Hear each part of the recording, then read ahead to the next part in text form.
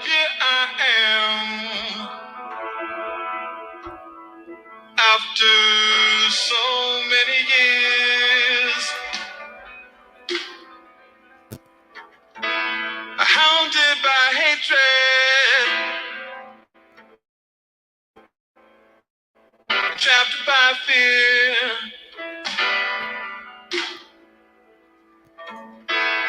I'm in a box. I've got no place to go. If I follow my mind, I know I'll slaughter my own. Help me, I'm the prisoner. Won't you hear my plea? I need somebody, yeah, to listen to me. I beg you, brothers and sisters, I'm counting on you, yeah.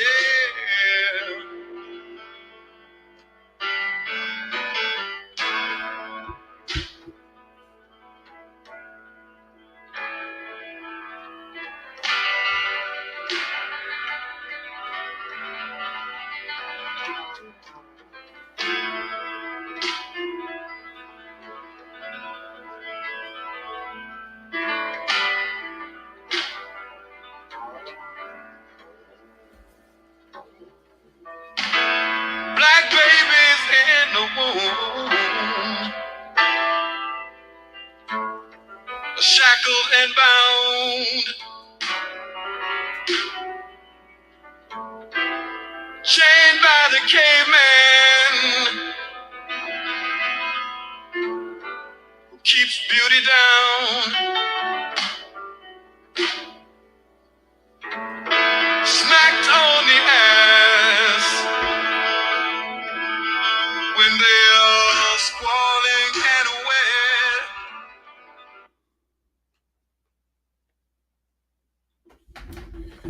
Peace and love. Welcome again to the NEPPC podcast.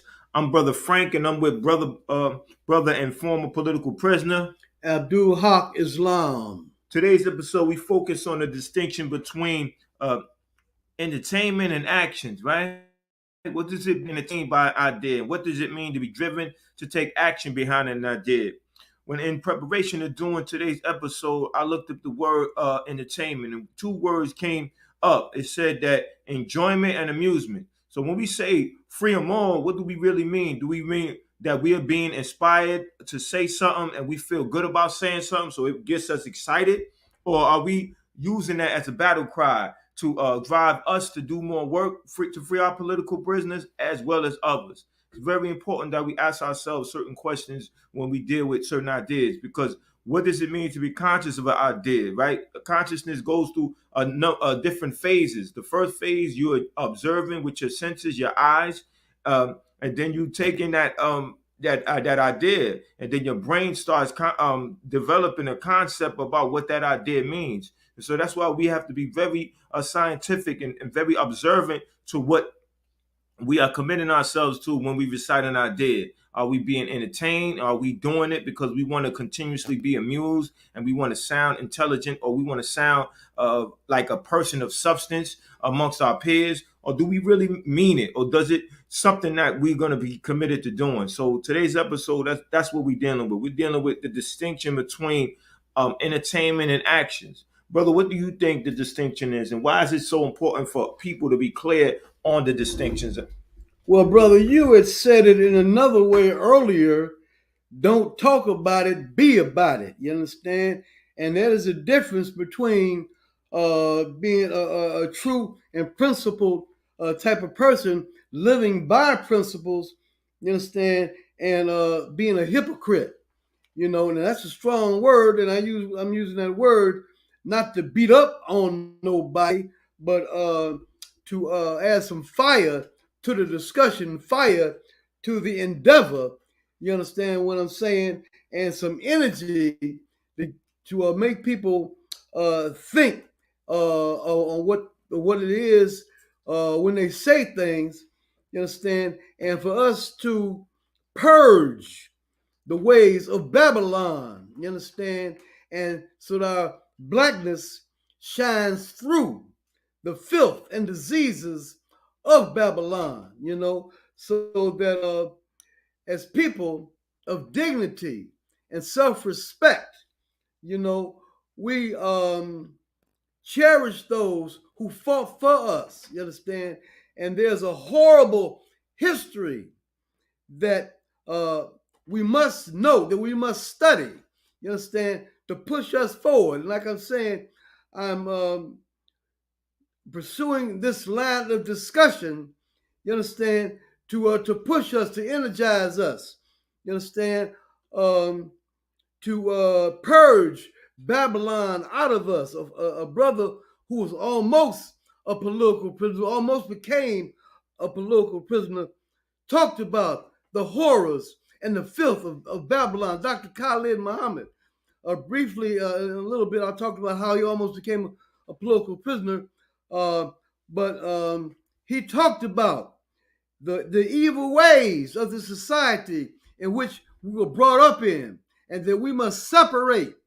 We must separate from a system that's got us murdering one another.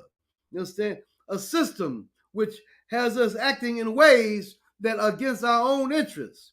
You know, a horrible system of an enemy who has murdered hundreds of millions of dark-skinned people over the centuries, you know. So it don't make no sense to go along with, you know, the desire of an enemy to forget about and abandon those who have fought for us, who have fought gallantly for us. You know, briefly on how Dr. Khalid almost became a political prisoner.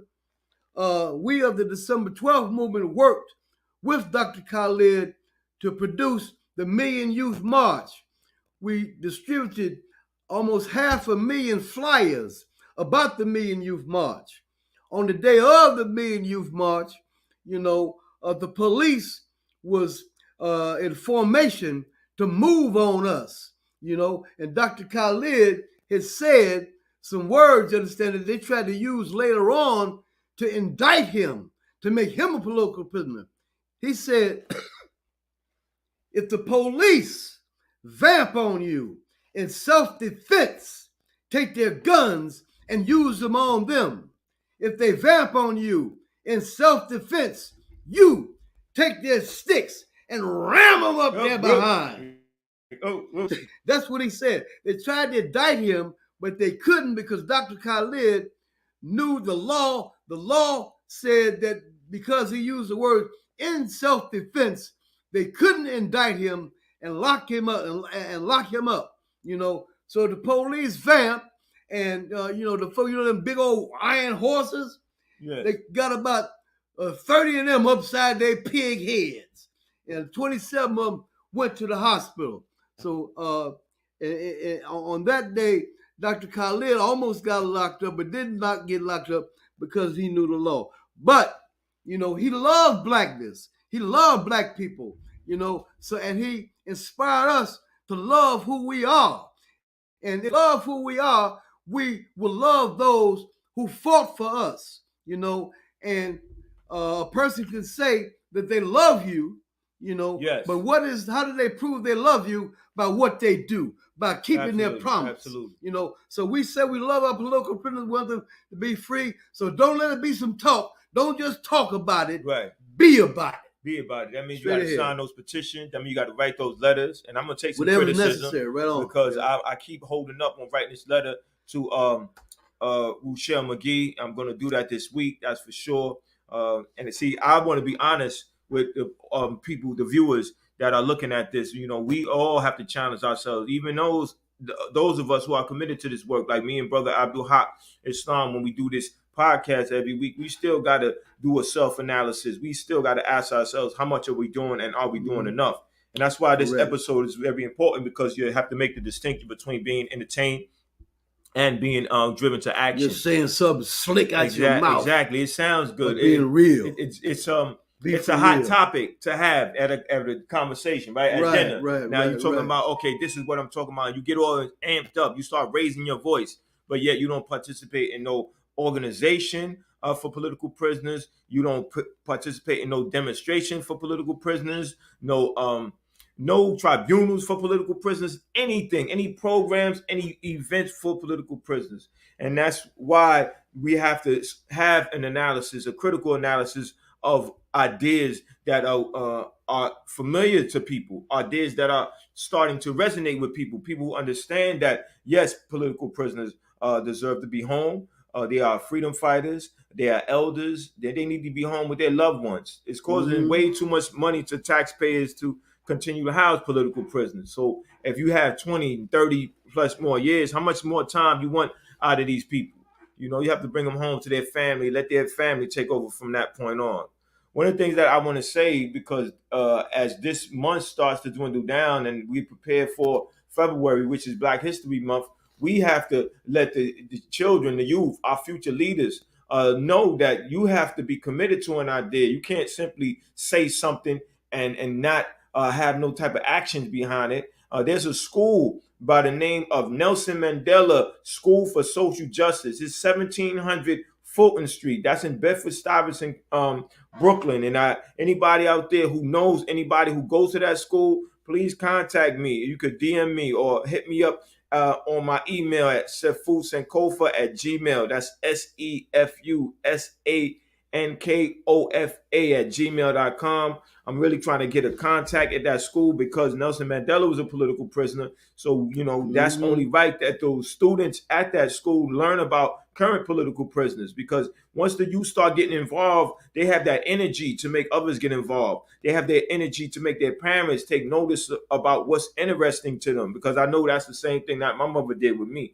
Once she understood that I was interested in something, then she became interested. She became curious because, you know, naturally a parent wants to make sure that they're doing the best they can to protect their children from being misled or being corrupted. So I think that that's what we have to do. We have to look at our community, look at what's available to us. Anybody, anywhere who's taking a name of a freedom fighter, we got to hold them accountable to look into the matters of political prisoners, identify political prisoners, because political prisoners are people who made sacrifices for the greater good. And I think that that has to be understood by people. And people have to be driven to do that. You make the demand at your children's school. You know, you wanted to say something about in preparation for Black History Month, right? And in accordance with what we're talking about, we're talking about distinction between entertainment and actions, because it should be more than that. Yeah, just talking to be entertained, that is, a symptom of a do-nothing program, you know. And we got to get out of that do-nothing stuff. So we are talking, you understand, to give people a push, to give people a drive, you know. And when somebody's beating you up and you don't do nothing, what happens? You're going to get beat up. So we saying fight back. You know, one form of fighting back is to demand the freedom of our political prisoners. You know, I had said that I'm going to give a little sneak preview of something we're going to be doing during Black History Month. And that is, we're going to be talking about a book that I'm reading right now called Murder Incorporated by Mumia Abu-Jamal, when he talks about the monstrosities of this system, the mental disease, the mental disorder. We've been up in like quicksand, like in a whirlwind or a hurricane. We came up in this stuff. You understand what I'm saying? And Mumia talks about this. And during Black History Month, I will be giving reports on this book, Murder Incorporated by Mumia Abu Jamal, Political Prisoner. You understand? So y'all can pick up a copy of the book yourself out there. You understand? And it is a book that has filled me with fire. You understand? It's filled me with an energy and a drive to fight this beast. You understand? To learn the fighting techniques, the blocking, the punches, you understand? The kicks, the hurricane of hands and feet necessary to defeat this beast. You understand? So we're going to be talking about that during Black History Month, a month when we're not just going to be talking about it, we're going to be being about it. Absolutely, because when you say Black Power and you take pride in your history and learning what occurred to allow you to reap the benefits of people's struggles at this time, then you have to ask yourself, what does that mean? What does that translate regarding how you live your life on a regular basis? Are you going to be driven to action or not? Are you going to be complacent because you have just been inspired or you've just been entertained by some words? And as our children go through Black History Month and they learn about people like Nat Turner, learn about Harriet Tubman, learn about Sonny Abubadika Carson, and so many more freedom fighters, then you got to ask them, what does that mean to you? Because I know that, I'm around the youth. And then once I bring around the youth around political work, then I understand it changes their relationship to their reality. Like I had an incident where I had a youth in my family. He was on the bus and he was bothered by the bus driver driving back past his friend. And he asked the bus driver why he didn't stop. The bus driver told him that he had to sit down and be quiet. Whatever the bus driver told him, he didn't listen to him and just stop the bus at that particular time. But I understood that the youth are inspired by what you have them around. When you take action on particular attitude, particular crisis or injustices, then they follow. And I think that that's very important because we have to think about the future. 10, 20, 30 years from now, who will lead us and how will they lead us? Will they lead us through complacency or will they lead us by ideas that they know are correct?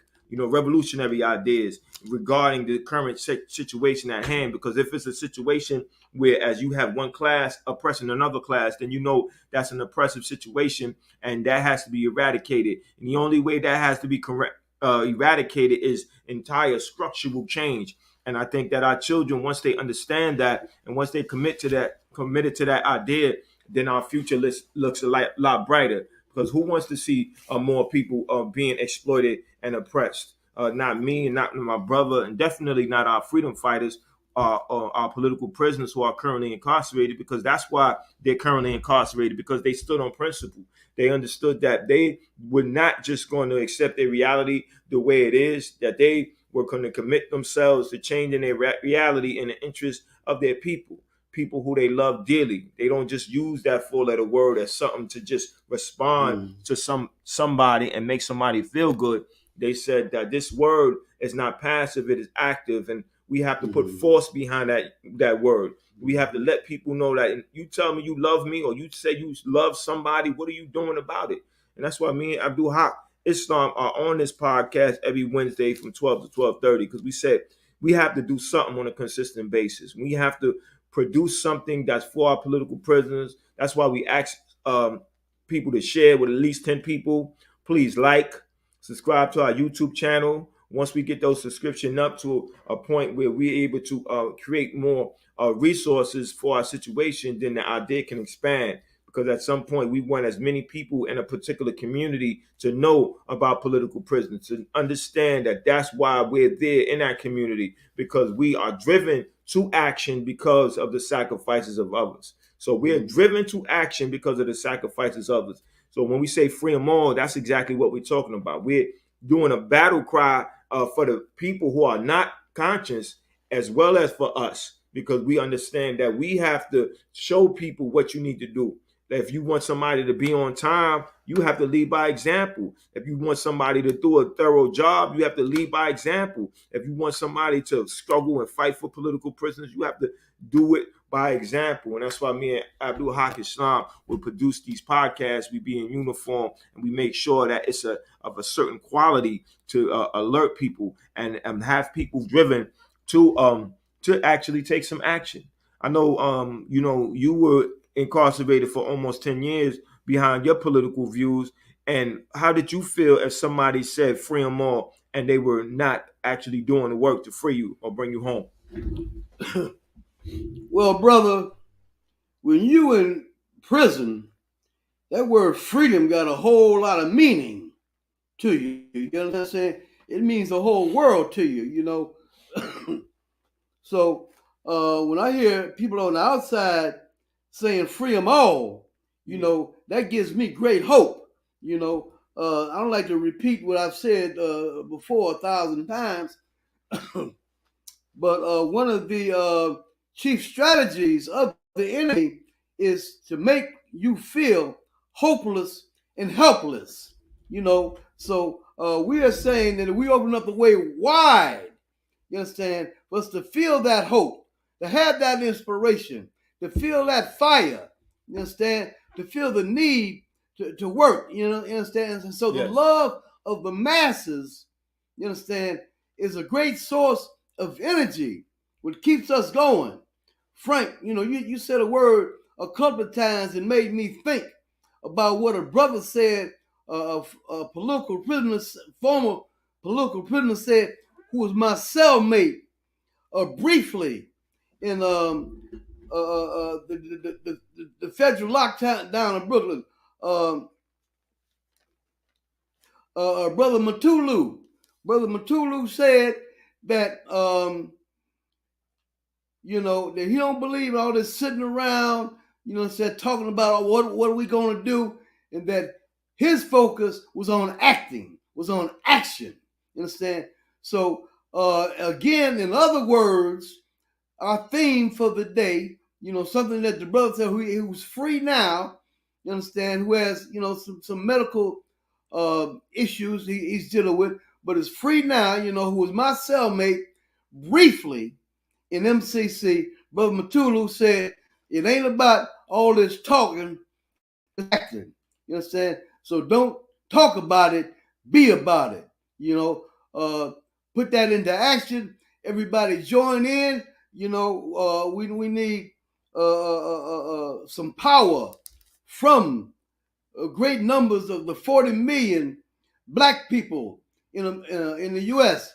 So we need a product. We need some production. You know, we need some action to free our political prisoners. And what's the call? Free them all. Actually, excellent point. You know, definitely action behind our words. And that's why when we say free them all, we're definitely talking about organizing. We're talking about getting people in faith involved. If you belong to a particular place of worship, hold those people accountable. When they start talking about righteous ideas, ask what is their position as it relates to political prisoners. Right? You're talking about people of faith. It's righteous to fight against evil. Exactly. To fight against injustice. So and then if it's righteous to fight against evil and injustice, what are your actions showing? All right. Right? Your action needs don't talk about it, be about it. Exactly. That means you have to be organizing. That means when people come to see you, you should have them informed about what's going on, informed about injustices, and stand for making things better, because they can't simply watch their reality unfold. They have to be a part of the unfolding of the reality. So if you don't like something you think is incorrect, take a position. You go into your church and you're talking about the evils in the world. How are you approaching the evils? What are you doing? You have to take action. You got to organize people, because you can do something. Don't let nobody tell you that you can't do nothing, because regardless of how hard things are now, at one point they were worse, and people stood up, they organized, they fought. You know, the workday was much more hours than 8 hours. That's right. That took a struggle. People sacrificed. The idea that black people were 3/5 of a human being and it was socially accepted, that was a struggle. People fought for that. And reality produced what we Human have rights, now. yeah. We look at ourselves more confidently.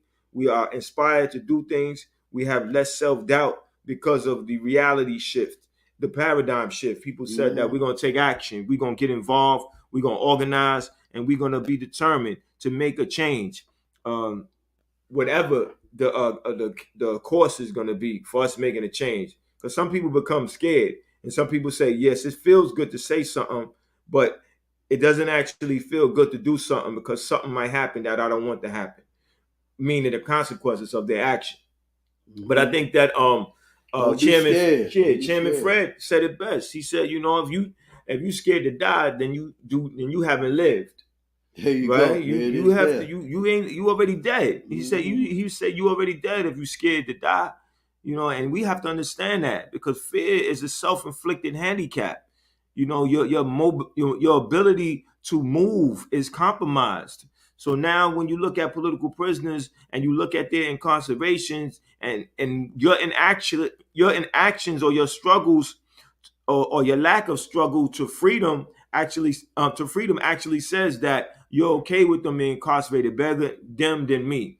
And I think that is very disheartening, and is very bothering. And I think that we have to reconsider our actions and our approach to political prisoners, because I think gratitude is very important. Because when you love somebody, say for instance a mother loves a child, a mother of that child is appreciative to being a parent, or the experience of being a parent when that child becomes something of value, right? I think that when our political prisoners are incarcerated and we struggle to freedom, they feel valued. They feel, oh, people are appreciative of my sacrifice and my commitment. It wasn't done for nothing. I did it for a greater cause. And if you don't fight for those who fought for you, who do you think in the future is going to want to fight for you? If they say that these people are so unappreciative, they won't stand up for those who fight for them. What about the potential future freedom fighters that we are going to need as a people? What about that? You're absolutely right. Inspired, right? The children are going to say, look what happened to such and such. Such and such fought, and such was forgotten. Not just one such and such, but a bunch of such and suches. Exactly. That's why we say free Ed Poindexter. We say free Veronza Bowers. We say free Mumia Abu-Jamal. We say free Kamal Siddiqui. We say free Joy Powell. We say free Imam Jamil Al-Amin, formerly known as H. Rap Brown. That's why I give a Black Power salute to Charlamagne the God. Free Mutulu. Well, Mutulu's home, and that came through a people's struggle. People said didn't just say free them all. They struggled to free them all, right? There was a struggle to free Sundiata. There was a struggle to free Mumia. Struggle to free Mutulu. And those two brothers came home. There was a struggle to free Sekou Odinga, and he's home, and he's keep Mutulu free, right? And Jalil Muttaqim. There was a struggle to free all those brothers, and and we got more who need to be free. But the fact that some of them did get free, that means that more of them can get free. Right. But it has to be a struggle. It has to be a commitment to that action. It has to be understanding that it's going to take some time, but when the intensity is intense enough, then it's going to produce the results that we want, right? Because all of this is about establishing momentum and bringing others to amplify your ideas and your actions and follow your actions. And now you have accelerated momentum, because it's that accelerated momentum that produce change. So Michelle McGee, right, 59 years. That's crazy. Years, and we got to bring that brother home, because all the taxpayer dollars that held this brother in jail, in prison for all this time. At some point, you have to ask yourself: is it just sentences or revenge sentences? We have to make a distinction between that too. What is just and what is revenge? 25 to life, is that just or that's revenge? 59 years, is that just or there's that revenge. That's revenge, brother. Exactly. And if it's revenge, call it what it is. Yeah. And don't just say revenge. Say, okay, that's revenge. That's unjust. I'm going to do something about it. I'm going to fight against it. I'm going to organize against it. I'm going to take a stand against it. I'm just not going to acknowledge it as being incorrect. I'm going to struggle to rectify the situation. And You're not just going to be somebody's punching bag forever. Absolutely. Absolutely. And I think that needs to be understood. Making those distinctions between entertainment and actions. Yeah. And that's why whenever people having dialogue, always have to challenge them, right? You know, people will come and tell you what you should do and what you shouldn't do. They're trying to create a comfort zone for themselves. They say, this is the extent of my participation. The extent of my participation is providing you with consultation, as if you needed any consultation, right? You read enough revolutionary books. You do enough research on histories of people who were struggling for liberation, and you have enough consultation in your research, in your historical analysis. You don't need no more consultation. You need participants. People have to participate in producing the change that we want. And we have to challenge those who want to remain in their comfort zones. And we have to say, okay, you have to do a little bit more. That's right. Right? Because if I have 10 things to do and you're giving me another thing to do, then that means I have 11 things to do. If I'm doing 10 things and you're not doing nothing but giving me something to do, won't you take that task on? Now I got the 10 things. I don't mind doing the 10 things, but you do that one thing. You know, if that's all you could do is that one thing, then that's cool. Then you do it. At least you're not giving me more than what I need to be dealing with. You know what I'm saying, brother? Right. There's a glorious history of revolutionary change that we can look back on and benefit from, you understand, and engage in, you understand, with the greatest, highest hopes, you understand, for success. You know, we are a mighty people. We've achieved a lot through the years, you understand, and we're going to achieve more, you know, and this issue of political prisoners, you know, must be foremost in our minds. You know, we talk that good black talk, you know what I'm saying? Black History Month is coming up. We like to wear our afros, our dashikis, yes, you know, and talk black, you know. So we saying just don't talk about it, be about it. Engage in this struggle to free those who fought for us against the most monstrous system in the history of the world. You understand?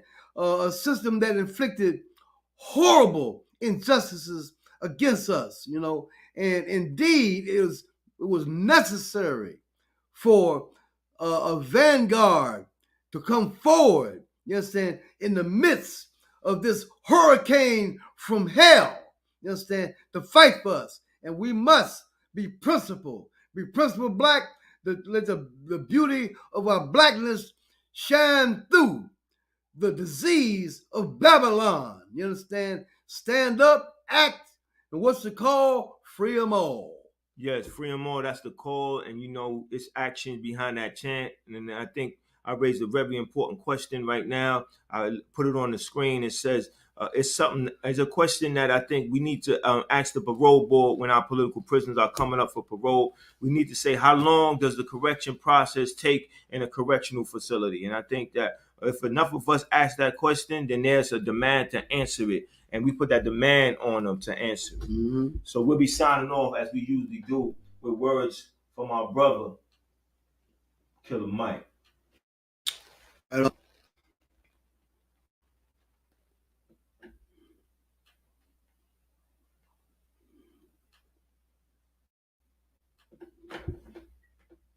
To do this as well. And I have to give the credit to this idea of Miss Kathy Hughes of Radio 1. She's like, Michael, it is time that you guys organize a fund to set aside to help people who sacrifice for our freedom. Meaning, every time something happens, I hear this. Why don't the gang bangers jump up and do something for us? Why don't you kill them? You kill each other. And I say to myself, when is the last time you sent money to Assata Shakur? When is the last time you sent money to Mutulu Shakur? When is the last time you sent money to Mumia Abu-Jamal or Larry Hoover or Jeff Ford or Leonard Peltier? When is the last time you have made it your business to send money to a revolutionary or a hoodlum that has helped us? And until we start to do that, how can we ask these young men to be warriors? Because if they do it in the name of the hood, at least the hood gonna honor their name always. At least the hood gonna make sure at least their children got something or their mama's house is looked after. As a community, if we're going to ask people to bungee jump for us with no cord, be prepared to take care of them when they get a life sentence. Be prepared to look after their families. See, I don't mind the work getting done, but let's take care of the workers. Let's stop asking more out of people than we would do for ourselves. So what I'd like to see, my dream thing, is to see 1 million people from the culture dedicate $10 a month. That's $10 million a month, $120 million a year toward taking care of civil rights leaders who have worked on our behalf and are elderly now and don't have to take care of themselves, like Rosa Parks, whose rent was paid by the owner of Little Caesars Pizza. We should have had a fund to make sure that she never had to worry about that again in her life. We should have a fund that makes sure money makes it to Assata Shakur, and Mutulu Shakur has legal representation and food, and Leonard Peltier, who has diabetes in jail, can get insulin taken care of. And until we start doing it, $10 a month is about what you pay on a couple fast food restaurant visits. So if 1 million of us do that for the rest of our life, look at how well we'll be taking care of the people that we're asking to sacrifice on our behalf. I agree. And recently